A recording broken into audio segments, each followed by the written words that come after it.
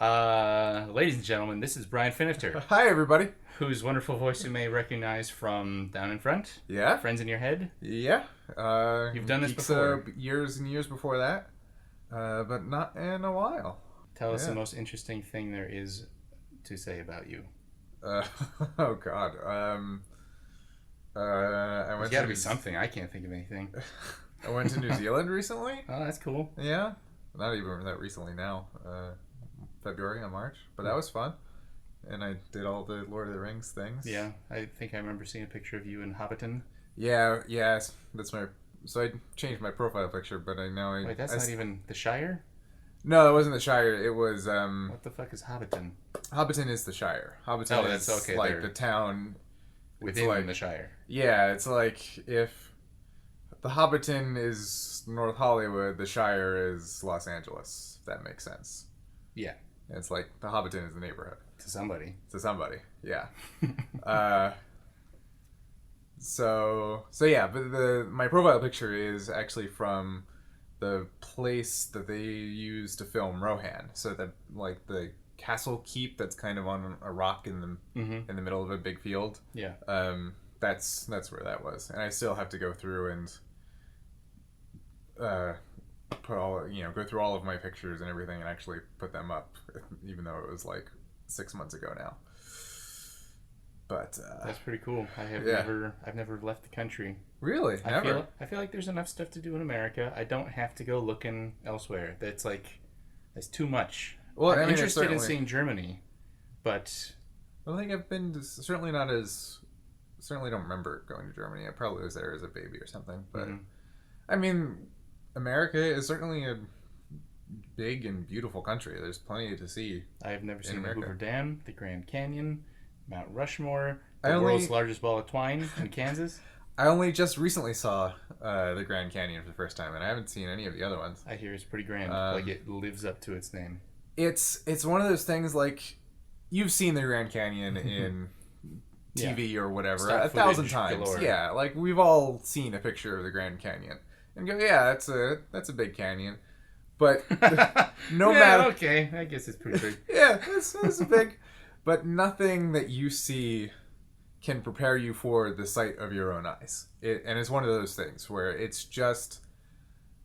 is awesome in the most literal use of that word, in terms of like it just leaves you speechless in terms of the scale of what is in front of you. So I'm going to borrow a line from the show I'm working on currently. yeah. Like a 10-inch dick, you have to see it to believe it. Yeah. And what's cool, so the New Zealand trip was also kind of coupled with the Australia trip. And kind of the impetus for the whole thing was to, I've always wanted to scuba dive the Great Barrier Reef. And so I did that on this trip. And so the Great Barrier Reef and the Grand Canyon are both on the list of the 7 natural wonders of the world. Mm-hmm. And not like the pyramids. And that's getting smaller by the day. Yeah, unfortunately. But so they're both on this list of like the 7 natural wonders of the world. So I actually went to the Grand Canyon and randomly, as like, because I had to go to Vegas for business, and so afterwards I was like, fuck it, I'm gonna take an extra day and go to the Grand Canyon, just kind of on a lark.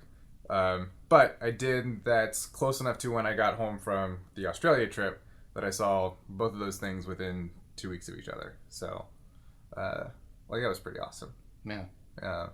I guess I would like to travel more in general, except I as much as I like being in another place, I don't like getting there. I don't like sitting in a tin can in the sky for 6 hours or whatever.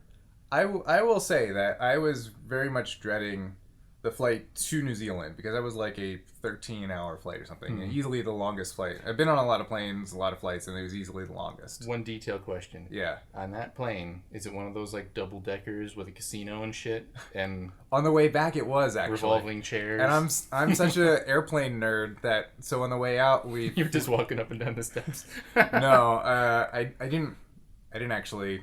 I would have done that. I didn't, because on the way back I basically got sick immediately as starting on the vacation, and it just hung around forever. And then when you scuba dive, you're not supposed to dive if you have congestion of any kind, because the pressure can fuck with your your sinuses. You're not supposed to fly an hour or a day within diving. Yeah.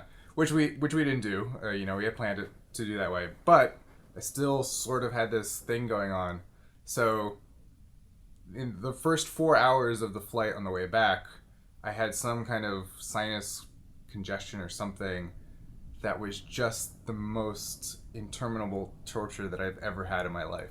Like there was some kind of pressure blockage in my sinus or my ear or something. Somewhere back there, yeah. And I couldn't do anything to clear it. And it was just the first 4 hours of that flight, I just sat there miserable and could do nothing. Was it like a sharp pain, like a headache? It was like somewhere in between a sharp and throbbing. It was like a sharp throbbing thing. Somebody was trying to inflate a condom behind your brain. Something like that, yeah. And then 4 hours in, something, broke the seal. I don't even know what. And then I was fine. And you had a nosebleed for about 20 minutes, but it got better. Yeah. I mean, I was legitimately trying to think, like, is there any way I could figure out how to get this plane back on the ground before 14 more hours of this? That's how bad it felt. Yeah. And of course, there isn't, because you're going from Australia to America. I think if you go for the emergency door, they'll find a place to land that thing. Yeah, it was like, it was one of those things where like you have the screen in the chair in front of you, so you can watch TV or whatever, but you can also watch the progress of the flight. And you're just like watching the 1 pixel go by. Yeah, and just like really, honestly, literally counting the seconds, and going, well, there's Hawaii. We could stop in Hawaii if we had to, I guess. That's how if you were awful dying it was. And if you passed out and the stewardess had to. Well, I mean, I kind of wasn't sure if it. I mean, I objectively I knew it wasn't that bad, but when you're in the middle of that kind of pain and it doesn't go away, yeah, you don't know how long it'll last. Yeah, you don't know what it is. And I did not know how I was gonna last that for 14 hours. But 4 hours in, it was fine, and the last 10 hours were, easy. But I will say, both of those flights, with the exception of that, were a lot less grueling than I thought they were going to be.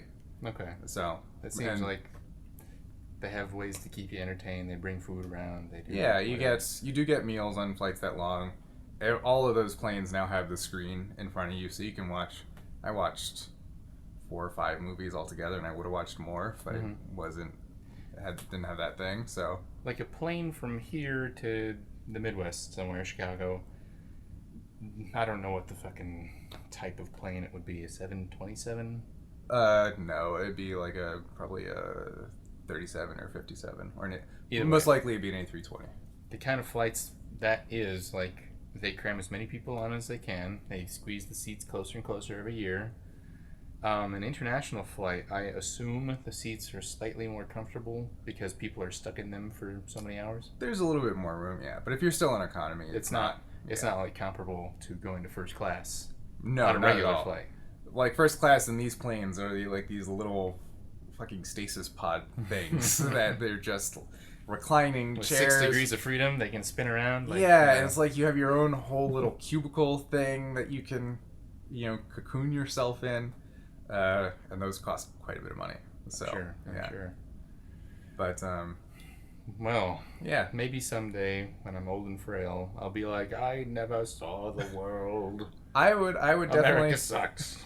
I would definitely encourage you to do it before you're old, right? And you might discover that it's not for you, and you don't seeing whatever is not worth the schlep of getting there. Mm-hmm. Or you may discover that you're like, oh, I've seen pictures of that.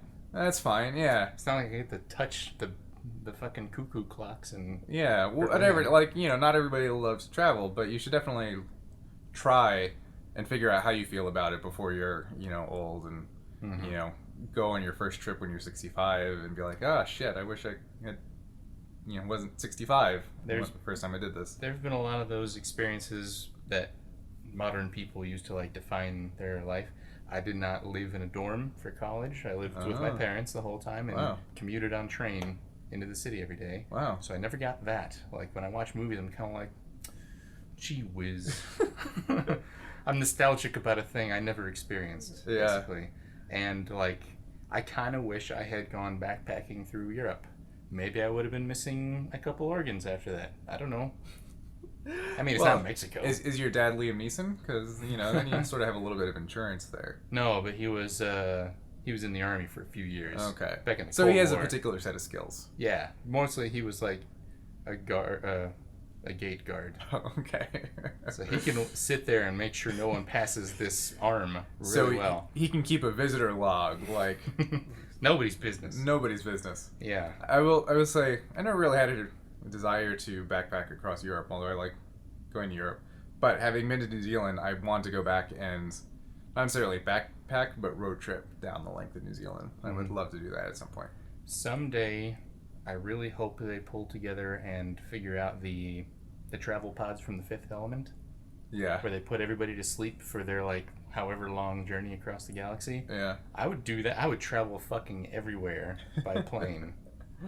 I would go to downtown LA by plane if they would just knock me out for it. And it's not that I get nervous or whatever. I'm not afraid of a crash or anything. I just don't like it. I hate being there. You're just sitting there. I get very sweaty for no reason. 6 hours or 12 hours, whatever it is. It's tough to do. Yeah, that would be a game changer for a lot of people, I think. You would not probably have fared well on one of the Gemini missions, which... no, I wouldn't have. All those space capsules were like super tight, but the Gemini missions tested various aspects of how to get to the moon, and one of them was, it's going to take 2 weeks to go to the moon and come back. So let's just put this Gemini capsule with 2 guys in it and just keep it up there for 2 weeks. Yeah. And so one of the missions, I think Jim Lovell was one of them.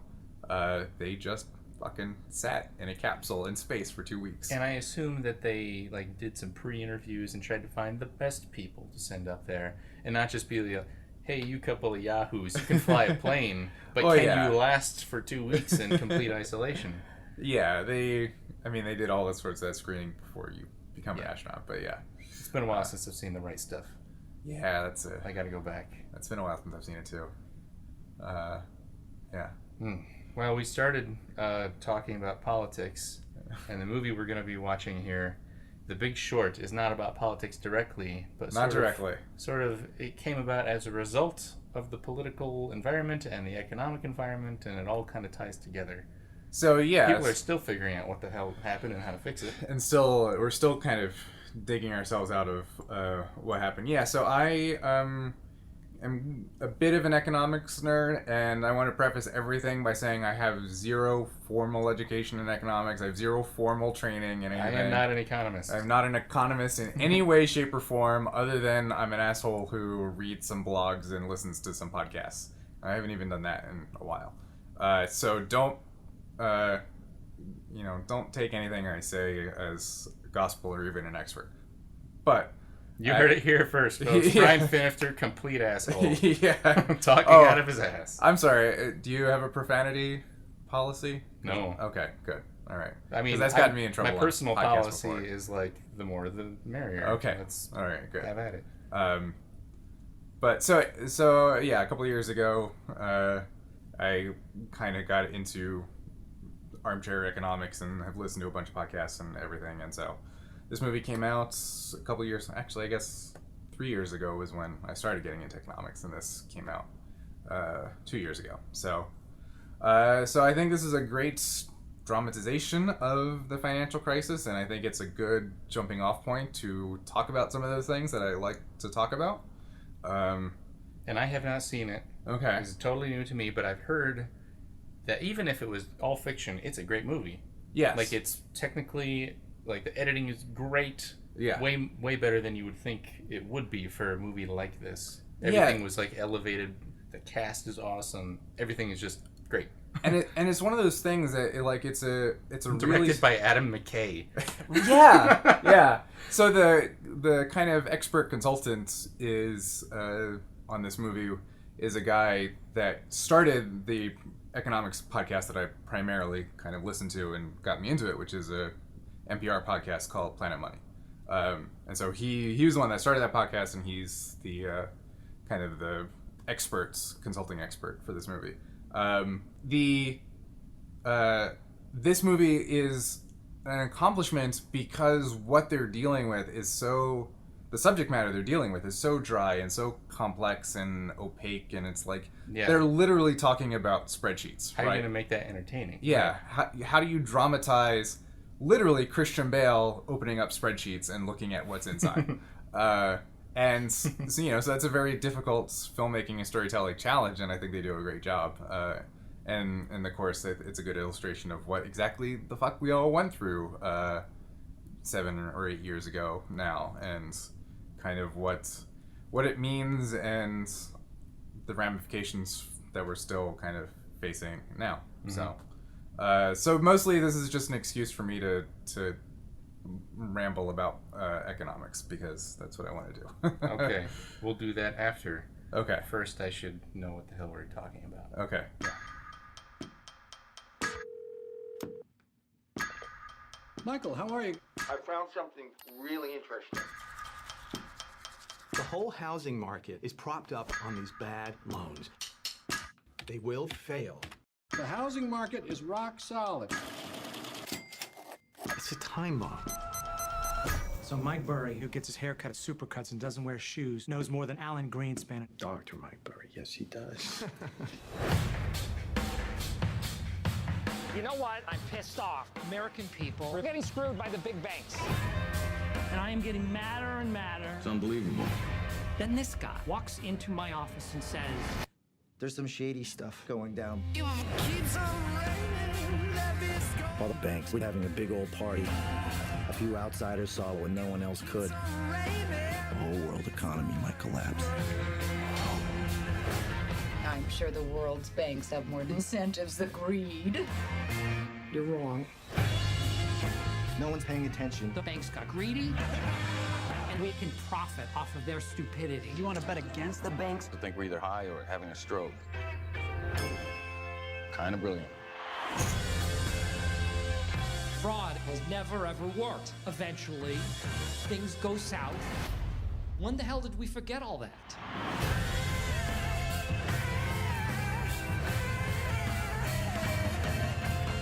How can the banks let this happen? It's fueled by stupidity. But that's not stupidity, that's fraud. Tell me the difference between stupid and illegal, and I'll have my wife's brother arrested. You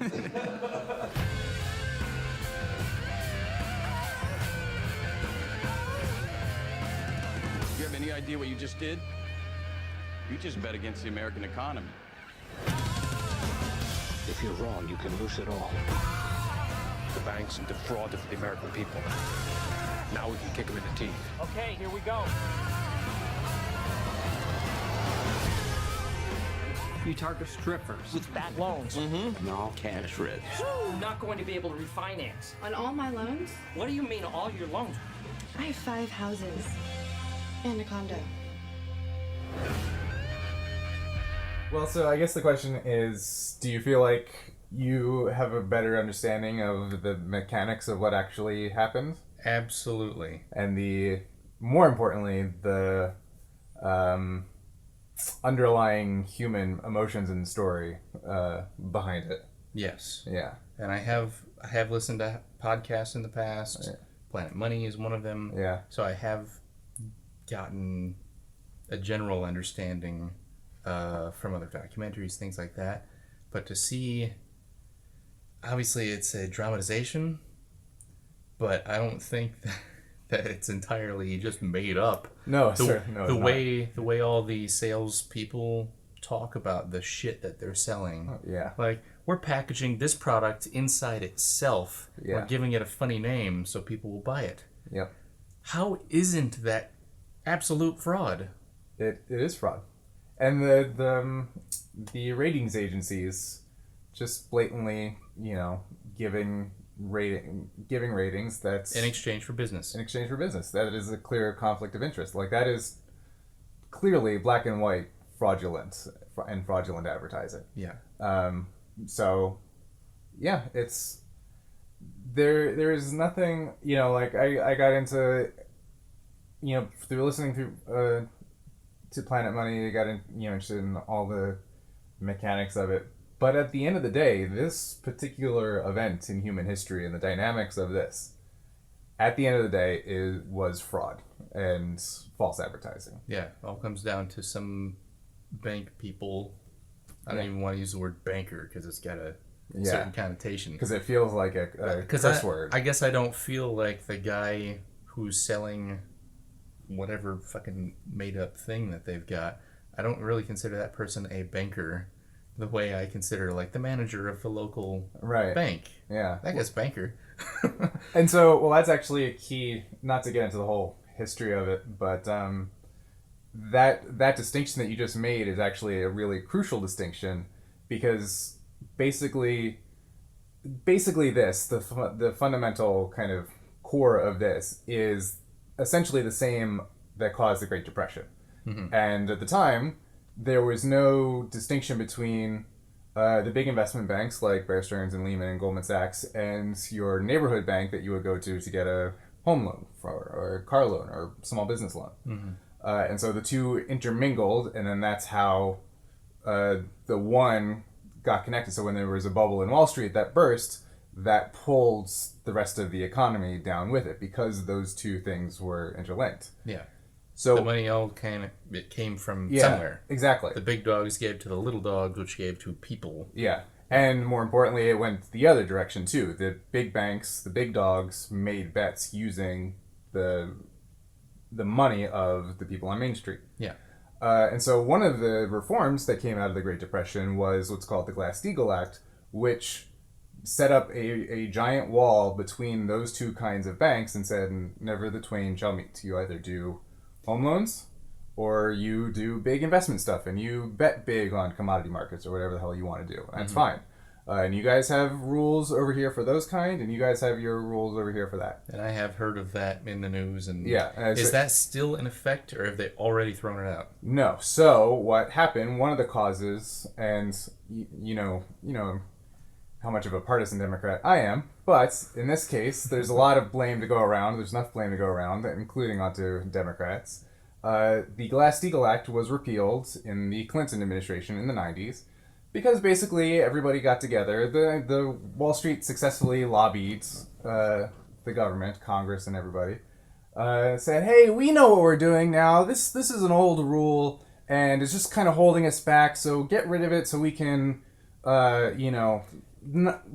be awesome again and make more money. This is sort of the case of a business saying, why should government people tell us, the experts, how to do things? Yes, absolutely. We're obviously more informed about this. Yeah, that's why we need to regulate you, because you know how to sort of pull the wool over people's eyes if you wanted to. Right, yeah. You shouldn't be trusted. If you have all that control, like, you could do whatever you want. You are the wolf, but there needs to be a sheep herder, or somebody, an overseer, some kind of dispassionate third party. Who watches the Watchmen. Exactly. I guess I am probably being overly simplistic with this characterization of libertarian and ideas.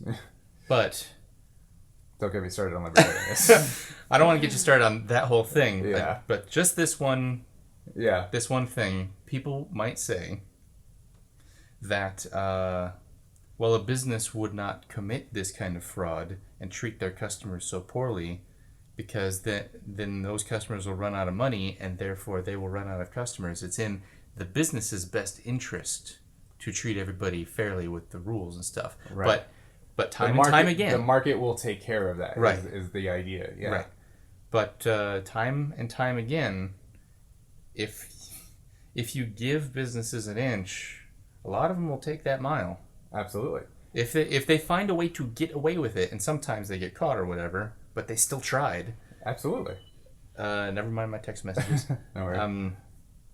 How can there's an overwhelming greed in pretty much any field.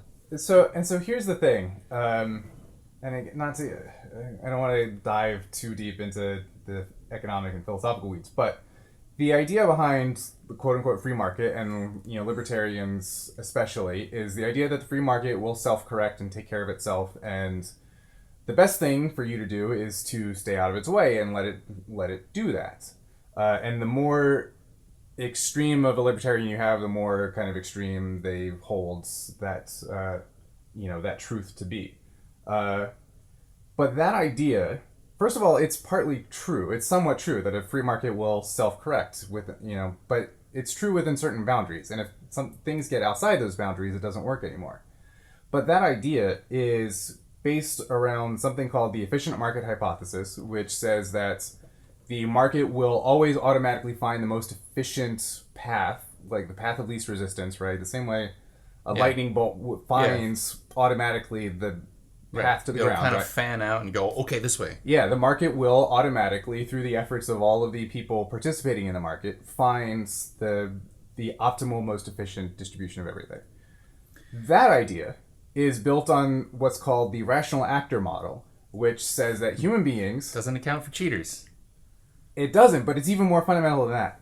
It's... the rational actor model says that a human being will always act rationally in their financial or their personal self-interest. Their own best interest. Their own best interest. And collectively, when everybody acts in their own best interest, we're acting in each other's best interest. And that produces the efficient markets. Yeah. That's the efficient market hypothesis.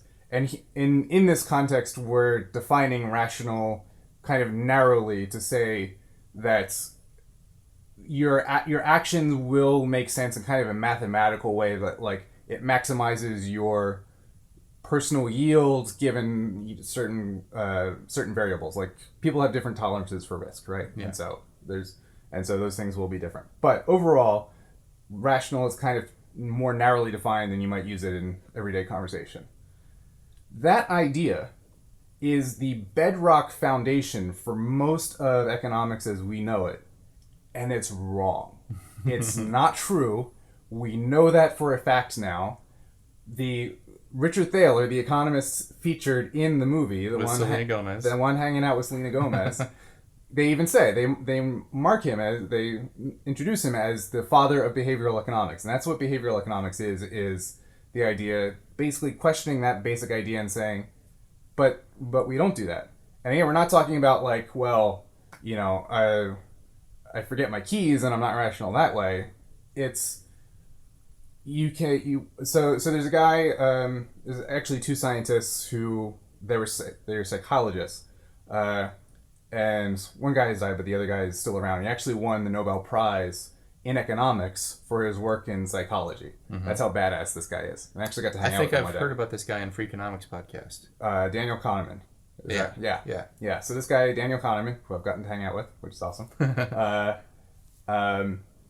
Him and his partner back in like the 70s or 80s were the first to do these experiments that proved in a laboratory repeatable setting that human beings won't make perfectly rational financial decisions. And the one really quick example that I think illustrates it is they would offer people a bet. They would say you have a 10% chance, and I'm not going to get the numbers right, but so ignore the numbers, but the basic idea.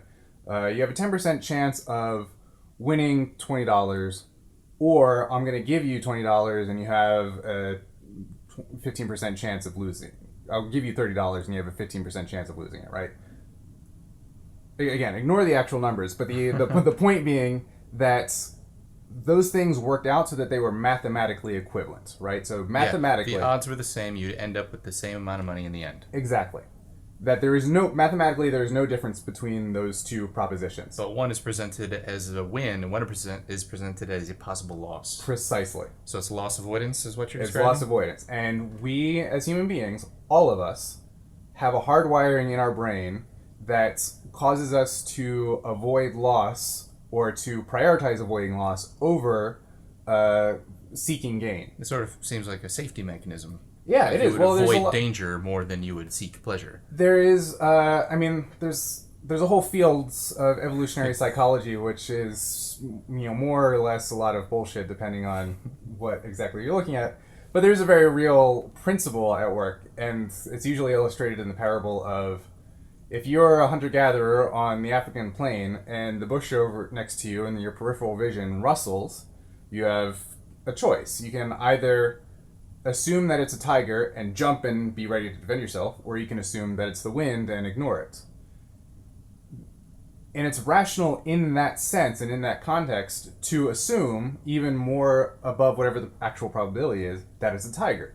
Because if you're wrong, you're startled for a second, and then you go on with your day. Yeah. But if you're wrong about it being the winds, you get eaten. So there's an actual like natural selection pressure being exerted there. Worst case scenario. Exactly.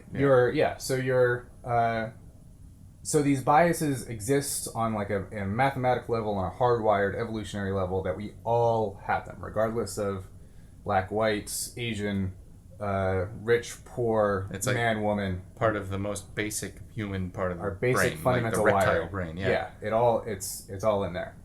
So this Kahneman's work, along with his partner Tversky, and then Richard Thaler's work and some others, really has painted a picture that says this basic idea of the human being as a rational actor that then creates the efficient market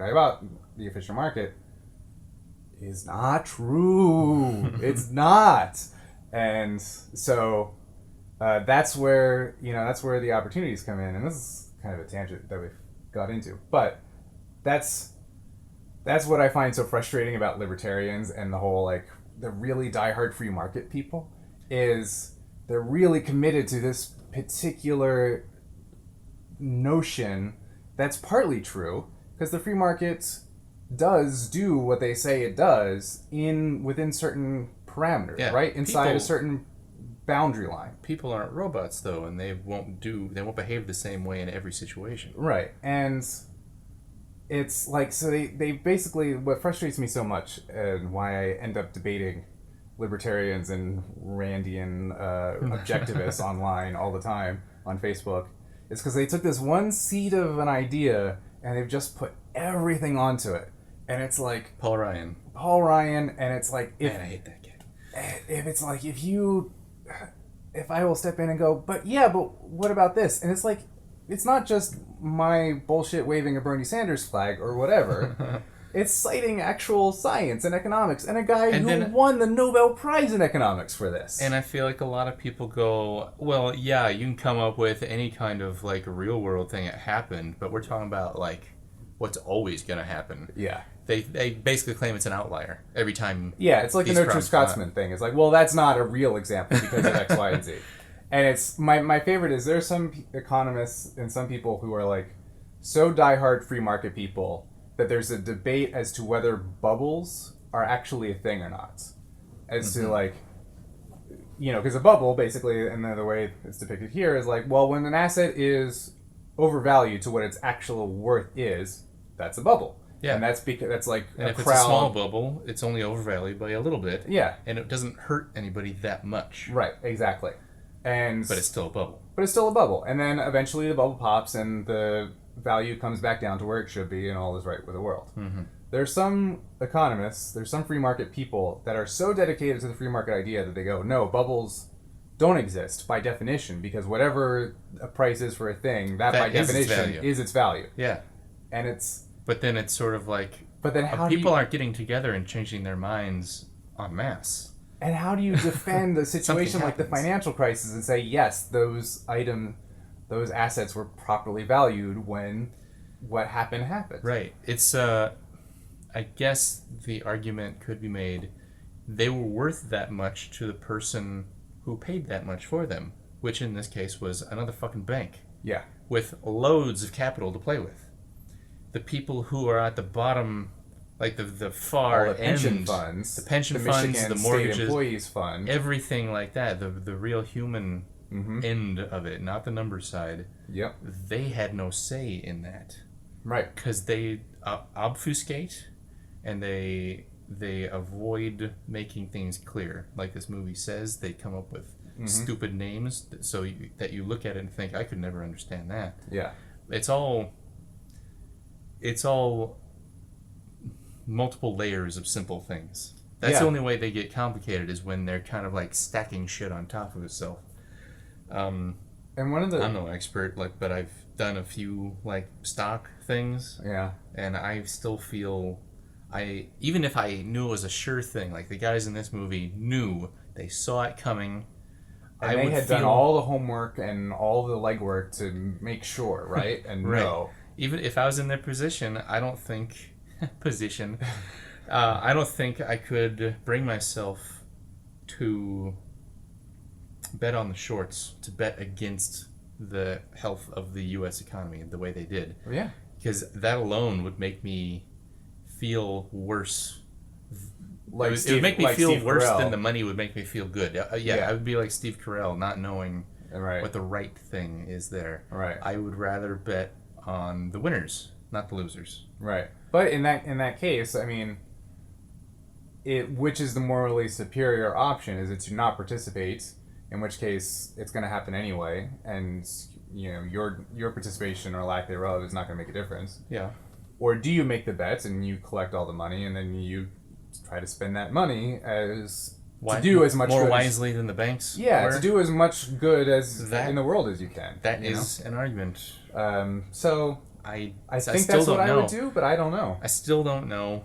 I guess there's too many variables. If you don't participate, someone else is going to get that money somehow. Yeah. And what will they do with it? Yeah. Will they do something good or something bad? Right. I don't know. Yeah, you have no. It depends on who the person is, and there's no way to. They get to make the decision, and you don't if you don't play. Right. But by playing, you're still perpetuating the system. It just feels a little too direct. When I'm shorting, whatever stock or fund or whatever, that's me saying, maybe not being so childish about it, but I hope you fail. Yeah. That is me directly saying that to somebody, and I don't like it. It's you very much saying, I intend to profit off of your pain and misery, right? That's what a short is. Yeah. Really. And you should look into playing craps. Do you know the rules and stuff, or no? So on the vacation I took, they had a casino on the ship. It was a cruise, and they always have a casino. Yeah. So I actually... Where does the dice go when the ship is... never mind. It's big enough that it's not a big deal. But so I never learned to play craps. It was always a mystery to me. It was always Greek to me. But one of the casino workers taught me, and I've completely forgotten. So I would probably remember if I started looking at it again. But right. Well, I guess I bring up craps not only because it was mentioned during the movie, but there is an equivalent to a short on the craps table. That's right. Yeah. You can... Fuck, now I forget the words. I should just bring it up on the monitor, but never mind. It's either... on the first roll of like whatever series after somebody crapped out, you're either betting on come or don't come. Snicker. On the come roll, you're hoping for a 7 or 11. Okay. Yeah. Those are the good numbers on the first roll, the come out roll. Yeah. A 2 and a 12 and a 3 would be bad if you're betting on the pass line. I got the words wrong. It's not come and don't come. It's pass and don't pass. Okay. But you can always bet on don't pass for the come out roll. So if it lands on 2 or 3 or 12, you win that one. Yeah. You're betting against the success of the table. And here's the kicker. Betting on don't pass with max odds after it lands on some other number. Yeah. That's the best odds in the house. Yeah. Without counting cards or whatever. Because that probably goes back to what Thaler mentioned in the movie, which is the hot hand fallacy. Yeah. Which is another hardwiring thing that we all have, which is you expect this pattern to hold, even though there is no actual pattern. It's random noise, and every now and then the roulette table will give you 7 red in a row. But doesn't make the next one any more likely to be red. Yeah, and I lost some money in roulette with that fallacy. Yeah. Going like, come on, it's been black forever. It's got to land on red, right? Yeah. I'll double my bet. I'll double it again. Fuck, now I'm out of money. Yeah. Exactly. Yeah. I actually talked to the roulette guy after I lost all my money, and I asked him, how many times have you seen it land on the same color, like in a row? And he said he saw it go over 30 one time. Wow. In a row, without landing on 0. Yeah. Like 30 blacks in a row. Yeah.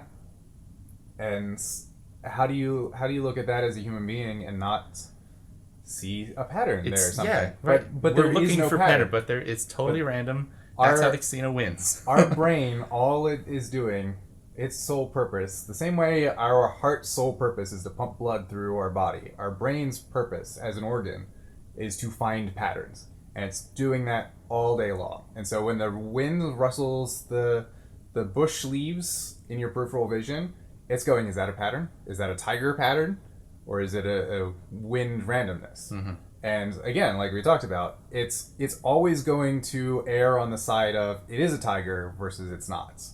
And it's the same fundamental concept. It's going to err on the side of, yeah, I know it's going to happen, even if it's statistical just noise or whatever. And so that all of that stuff exists fundamentally, and it exists in the brains of the people on Wall Street as much as it in any random poor person in tribal Africa, right? It's the same hardwire. Just these assholes think they're better than that for some reason. It's how some cultures have come up with a fucking rain dance. Because one time they did a dance and then it rained that night. Yep. And they said, fuck, I better do that again. Well, and they found out, they're in a rainy season. So it's doing it every day. And that's basically what a cargo cult is, right? Yeah, have you heard that term? Yeah, I've seen that stuff at the museum. Yeah, so it's a cargo cult is when, artifacts, and I think it comes from World War II, from like Pacific Islands. I'm not. Yeah, I think that's true. Yeah. Like soldiers left behind equipment and crates and old planes and whatever. Yeah. And these native islanders would see the planes coming, the crews talking their walkie-talkies. And then when all the people left when the war was over, a lot of that stuff got left behind. So they started constructing their own out of like reeds and coconuts and stuff like that in an effort to bring back the fantastical white man. Right. Basically. Yeah, it's the idea of you're sort of mimicking whatever motions you see without understanding the underlying thing at all. And so the idea is like you're getting it really wrong because you looked at something and you saw a correlation and you're like, okay, so they're linked. But there is no correlation between those things. Yeah. It would be something to see some native Pacific Islanders doing the whole like come in for a landing movements with their with bamboo reeds or whatever. Yeah. Those silly islanders. I mean, any one of us would be doing the same thing if we didn't know better. That's the thing. It's all the environment that you're born into, and we're not any better or worse than any other human being in any other context of civilization or community. Yeah. Nor are we better because we're evolved. Because clearly shit's still going wrong for us. We still fuck shit up, and nor are. There's also a thing called the noble savage fallacy, where it's sort of like a nostalgia for pre-industrial age, where you look at any the kind stoic, red-faced man. Yeah, the Native American, cliche of they're in touch with nature and everything is fine, or that the Pacific Islander community or civilization or tribe or whatever, everything is, a beautiful, conflictless paradise. Yeah, they never have disease or sadness. Exactly. and they never, inflict violence upon each other, because they live in paradise or whatever. Living in one of those societies probably fucking sucked, if I may be blunt about it. And I'm sure that their mortality rates are higher and their child mortality rates are higher and all of that stuff. But again, at the end of the day, they're human, we're all human, and we're all working with the same. It's not a judgment at all. I wanted to mention the editing of this movie. It's very good, isn't it? Yeah, it has this sort of manic property to it where you are. I guess it's editing 101, where you're feeling what the characters are by the pace of the images flashing before your eyes. And we've got 3 or 4 different main plot lines, like 3 or 4 different set of characters. Yeah. And this stuff is happening to them all at the same time, and it jumps so flawlessly from one to the other. You never are lost about where you are. Yeah. It all seems like whatever the last people were talking about. It's not like clever about it, where the next scene finishes a fucking question or something. Yeah. That happens, but they're always talking about the same thing. They're always talking about the train of thought stays. Yeah, the train of thought stays constant between the characters, even though they're in wildly different parts of the country or doing different things at that particular moment. The train of thought stays constant between them. Yeah. In a lot of ways, the whole movie is cut like a montage. And yeah, it has that's a good point. It has some more montages within that larger montage. Like a synthetic CDO. Like this. Oh my god. So meta. But it really they knocked it out of the park. Did they win for editing? I know they were nominated. I don't know. I can't remember. I think I would have made a note of it if they had. But they should. I mean, I can't remember what the fucking nominees were. But I was really blown away. And sometimes you think of editing as the invisible art. You're not supposed to notice it. Yeah. In this case, most of the way I feel that's true. And there's every now and then there's an occasion where I notice that editing, but it's still you really appreciate good. it. But I appreciate it, yeah. Right. I only notice the editing in a good way. I was never brought out of the moment. Yep. They did a really good job. And even in the parts where it's within one scene and we get some of that rapid fire editing and there's music blasting, like 2 or 3 different songs playing at once. I'm thinking specifically of the scene where Mark blah blah is at the dinner with the salesperson. Oh yeah, Steve Carell was with the Asian guy. Having the Asian dinner, and they're talking about the synthetic CDO. Yeah, and it seems like they're doing like a, what do you call it? Is that called a parallel cut? An elliptical cut. It seems like every cut is an elliptical cut to a later point in time. Yeah. And because you can the see music is jumping around, and you can see the progression of their dinner. Like the first it's the appetizers, then it's the sushi, and then it's the ice cream. And Steve Carell's hair gets more and more frazzled because he's just going like, "What the fuck? That's fucking crazy." Yeah. Yeah. So clearly the challenge in making this movie was to take a very dry and complicated and faceted technical subject and making it comprehensible, but also energetic and compelling and all of that stuff. And funny. They broke the fourth wall many times with celebrities. Here's Margot Robbie in a pre-Suicide Squad Margot Robbie, by the way. But yeah, it's very obvious that like they went into this knowing that like, okay, this is the challenge that we have to overcome. And I think the editing is a big part of how they successfully did that. Also just humanizing the characters. Yes. Something I noticed on this viewing, which I think is my second or third, no, third or fourth, is every time we were introduced to a new character in the beginning, it hit the notes very heavy in terms of like, this is this person's life totally separate from the actual subject matter, right? So it's talking about, Christian Bale has the eye and he's kind of autistic and awkward with people, and they go to Steve Carell and he's like, okay, you had, and they sort of leave it vague for a while, and then they tell you, but he has this whatever trauma that he's dealing with, right? And they hit those notes hard of like, okay, here are these people. And I think they dial up all of the actual character performances. Like, I think everybody in the movie is kind of hitting their characters a little extra largely to, basically to compensate for the dryness of the material itself, of the of the financial aspect of it. Yeah, I think there's like a screenwriting rule people use a lot. It's like you want to see your characters at work, you want to see them at home, and you want to see them at play. And in this case, we never really see anybody at home except for maybe pictures on their desk. Yeah. I think when they're just at their desk and they're at work, that really is their home. And when they're out researching all the homes that are going underwater, that's play. That's their play, sort of. Yeah. And obviously, like, all of these people are Wall Street bankers and investors, so they're type A personality, so that is probably how their lives are. Man, when Steve Carell first walks into his like therapy session going like, okay, everybody listen. I was like, this guy's going to be intolerable through the whole movie, but no. You find him to be he's got a reason for everything he does. He's not an asshole. He just doesn't want to waste time. And that's something I noticed in this viewing too, is like how abrasive of a personality Steve Carell's character is, but you still still connect with him. You still feel like you're still on his side. Like there's no in the land of Wall Street assholes.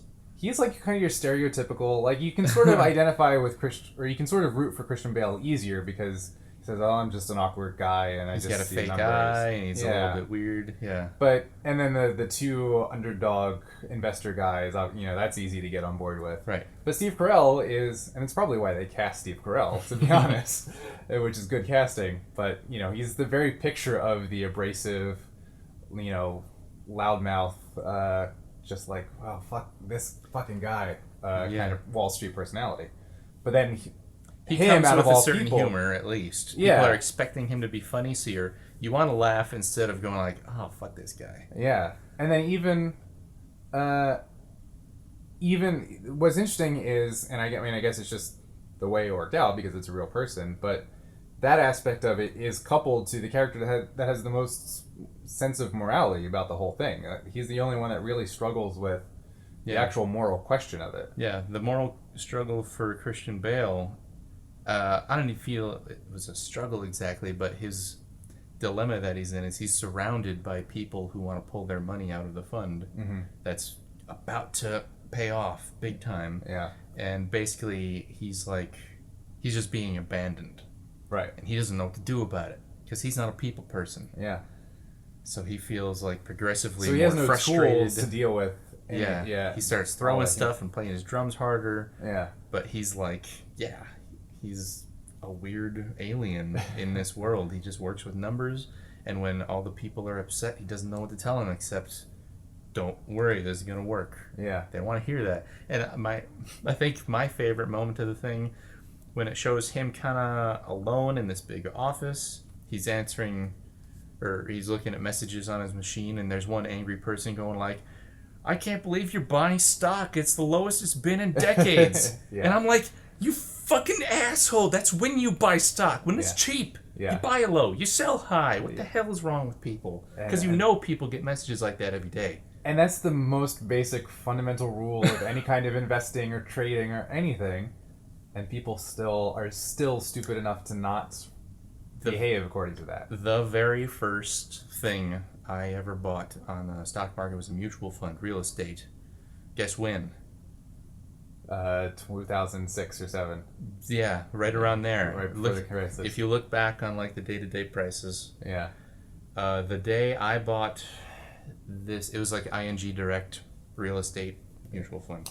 And I bought it on the day it was the most valuable ever in its history. Now, did you hold on to it? I held on to it. I did not sell. All through the recovery? I still have it. You still have it, okay. I still have it. So, what is its One value? Day, it's still less. It's still less. Okay. But I think I'm getting, what do they call, dividends or something? Yeah. So, over time, I've gotten, like, more shares. Have you put those dividends back into it? Yeah. It all just cycles back in. Yeah. So, over time, I have gotten more value out of it. Yeah. But the actual price of the stock has never reached the height it did. I think like that week all this shit hit the fan. Yeah. I bought it on the wrong day. I couldn't have been more wrong is what I'm trying to say. So we had, the other day you and I were talking about Bitcoin and Ethereum, and I was talking about how I bought some Ethereum, which is the new Bitcoin supposedly.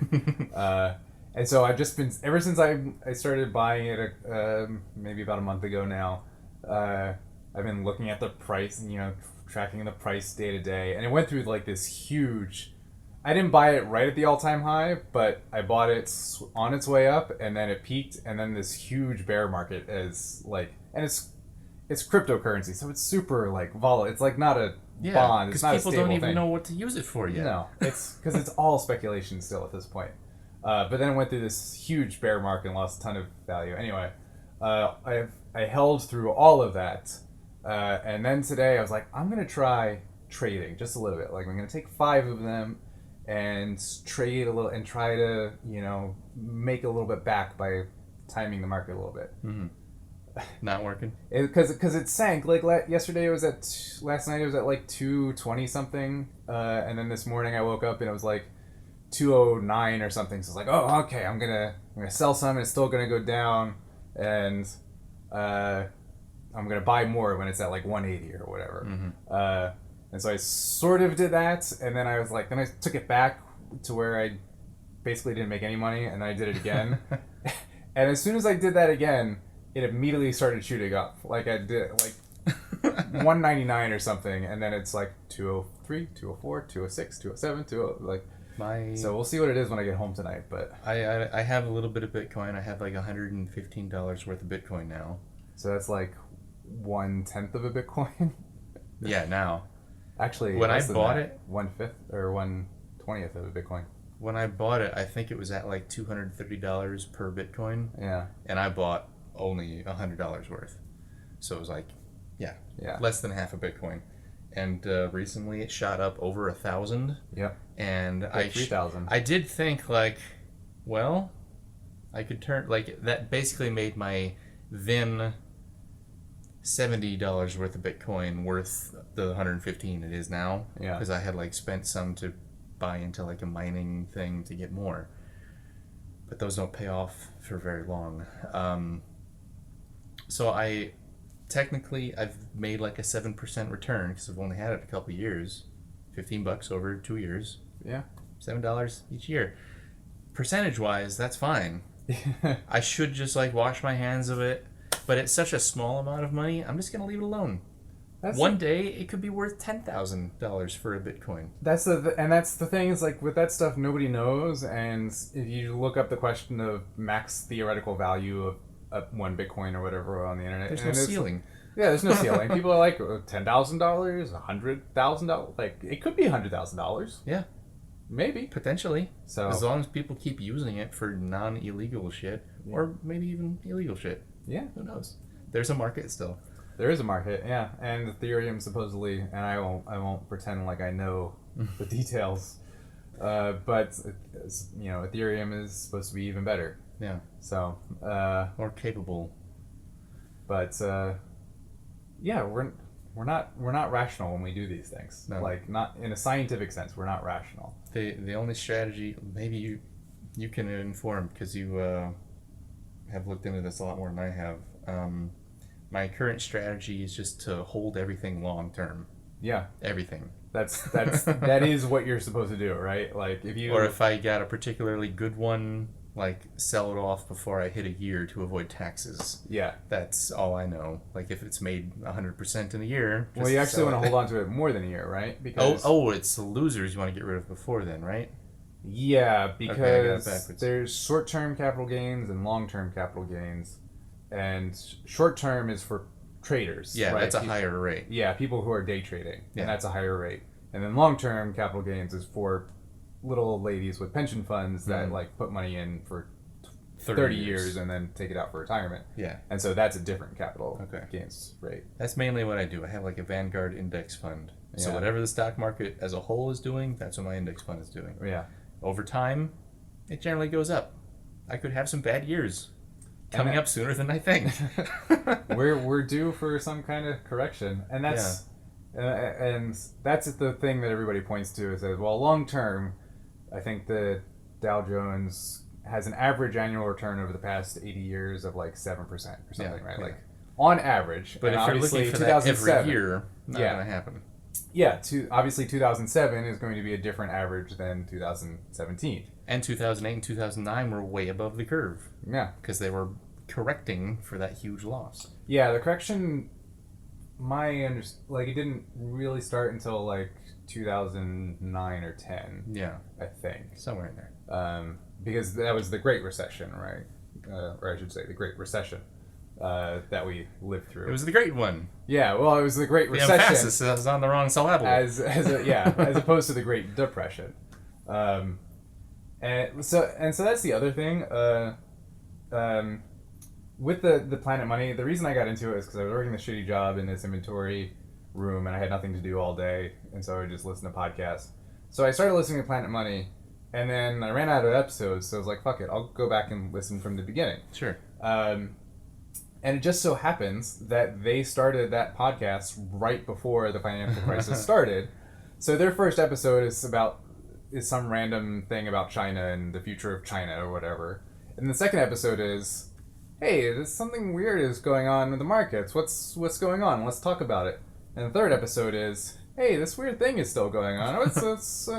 And like the first several months, maybe 6 months of the podcast, which is updating like I think like 2 times a week ish, is just a play-by-play of the financial crisis as it's happening in real time, and it's literally the hosts of it grappling with it themselves. Yeah, they don't even understand. They don't fucking know. Yeah. And it's so funny, and they acknowledge. So the guy who started that podcast, the journalist who did, Adam Davidson, was the kind of expert consultant for this movie, for The Big Short. And so he was still hosting at the time, and so he has like his underling hosts or whatever, his co-hosts, kind of asking him, so like, what does this mean today, Adam, and what does that mean today?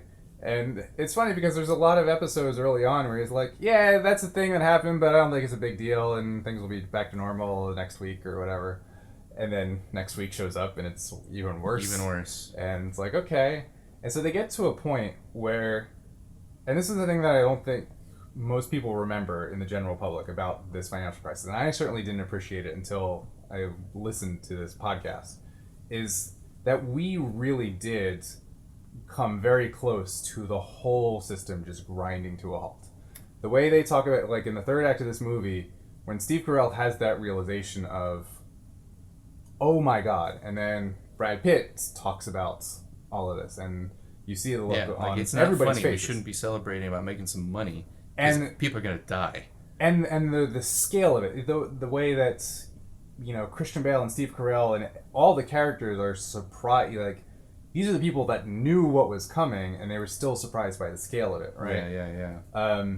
So one of the things that really left an impression with me from the podcast was every week they would kind of do an update, and they would talk to different people. And so they would talk to one trader that they knew on Wall Street that was part of the commercial market, which is just this part of Wall Street that basically does what are basically like payday loans for big companies. Like if Boeing needs to make payroll on Thursday, but it doesn't get paid for its invoices until Friday, like it will take out a big loan for like $70 million or whatever to make payroll, but then pay it back 3 days later.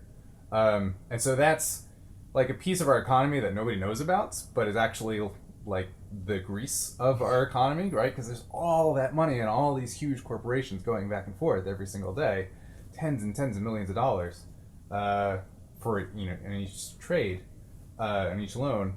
And so they talked to this guy at one point, and he was like, "Yeah, I've never seen this as dead as it. Like nothing is happening, nothing is going on." And like that's, if that particular piece of the economy shut down and stopped working altogether, then people aren't getting paid. People are not getting paid. Yeah. Like it's the blood, the circulatory system of the economy just shutting down. They just have and to that came really close to happening. They just have to do like a lot of VFX houses out here. We will have money in a couple weeks. Eventually, we need you to keep working, even though we have no money. And out here, people still work. They do it. Yeah, but that's how that's how it works in the VFX industry and third world countries, right? In Venezuela, it's like, we haven't been able to pay you in 4 months. It's not ripe for corruption at all. Yeah, like that's a perfectly fine system when you're asking people to not get paid for 4 months or whatever. Yeah, and maybe one time, but not routinely, like it would have to be. And as a guy who owns his own business and now has people that he pays on a regular basis, I have no greater nightmare than not being able to pay somebody for the work they've done for me. Yeah. That's the thing. Like, that basically, God, I hope I never hit that day. That would feel like bankruptcy. If you don't have that money to pay somebody that you said you would pay, I guess I'm out of money. Yeah. I'm totally bankrupt now. Yeah, that's like, yeah. And there are people, like, people hit those days all the time, and sometimes they pull out of them, and sometimes they don't, and company goes under or whatever. But I don't think there can be a worse moment, as long as you're not a shitbag. Yeah. A worse moment as a business owner to have, and I hope I never. Fingers crossed. The shitbags say, well, that'll happen sometimes, and they have to roll the punches. I will end with a comment about the movie. Yeah, we probably should. About the very end of the movie, where it's got these title cards saying what the real people are up to now. Yeah. And the Christian Bale character, he only dabbles in some investments, and they all have to do with water. which doesn't make me feel great living in a fucking desert of Los Angeles. That just came out of a multi-year drought. Yeah, and it could head back any time. Yeah. And as we deal with climate change more and more. So with that on your minds, sleep tight.